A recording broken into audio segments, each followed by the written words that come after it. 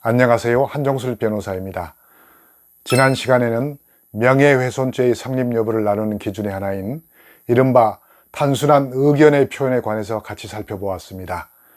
사실을 적시하는 경우에도 사실 자체만을 언급한 것으로서 그것 때문에 피해자의 사회적 가치나 평가를 떨어뜨렸다고 볼 수 없는 의견의 표현은 단순한 의견의 표현으로서 명예훼손죄를 성립시키지 않는다는 것입니다. 최근 명예훼손죄에 관한 주목할 만한 법원의 판결 2개가 선고되었는데 그 두 판결은 우리 모두에게 알려진 유명한 사건으로서 시대적 사회적 현상을 반영하고 있는 사건이면서 명예훼손죄의 성립 여부를 구분하는 기준을 제시하고 있습니다. 특히 단순한 의견의 표현의 기준으로서 작용할 수 있겠습니다. 그 하나는 전 천안함 민군합동조사단 민간위원이었던 신상철 씨의 명예훼손 사건 판결이고, 또 다른 하나는 전 국회의원이었던 유시민 씨가 그 당시는 검사 신분이었던 한동훈 법무부 장관을 명예훼손했다는 사건입니다. 신상철 씨는 천안함은 좌초 후 미 군함 등과의 충돌로 침몰한 것이 명백한데도 정부와 군이 북한의 어뢰 공격으로 침몰한 것처럼 짜 맞추기 위해 원인을 조작했다고 하는 내용의 글을 인터넷 매체 등의 여러 차례 게재해서 합동조사단 위원 등의 명예를 훼손한 혐의로 불구속 기소되어서 재판을 받아왔었는데 결국 12년 만에 대법원에서 최종 무죄 판결이 확정되었습니다.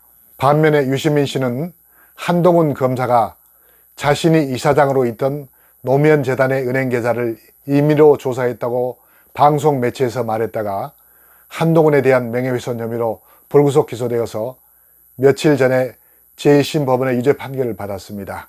법원은 신상철 씨가 주장하는 천안함 좌초설은 허위라고 판단하면서도 전문가로서의 그의 의혹 제기는 있을 수 있는 범위 내의 의혹 제기라고 인정하고, 피고인에게는 허위라는 인식이 없이 자신의 말을 진실이라고 믿었다는 것입니다.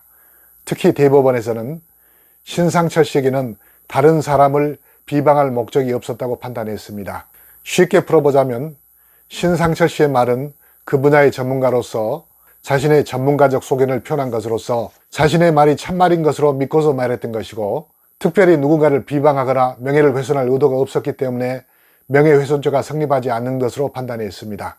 반면에 유시민 씨가 한동훈 씨에게 노무현 재단의 은행 계좌를 임의로 조사했다고 말한 것은 그 스스로도 나중에 그 말이 거짓이라고 사과까지 했던 점에 비춰볼 때 한동훈 씨를 비방할 의도가 있었고 그 말이 허위라는 인식도 있었다고 판단한 것입니다.